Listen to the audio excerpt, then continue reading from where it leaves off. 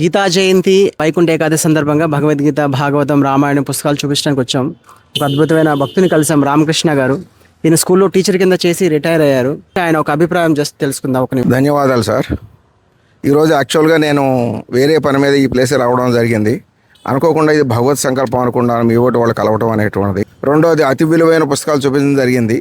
సరే, నేను వాటి ఖరీదు అనేది ఆలోచించకుండా మొత్తం వీరు ఇచ్చిన పుస్తకాలు తీసుకొని, ఇది నాకు ఇంట్లో ఉన్నప్పటికీ కూడా నాకు ఉపయోగపడతాయి, ఎవరన్నా వచ్చేది వాళ్ళకి కూడా బహుమానంగా ఇవ్వడానికి ఉపయోగపడతాయి.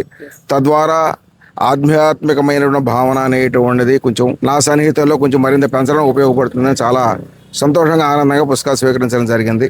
ధన్యవాదాలు. వారు మనం కలవడం మరొకసారి చెప్తాను. ఆ శ్రీకృష్ణ భగవానుడి యొక్క అనుగ్రహంగా నేను భావిస్తాను.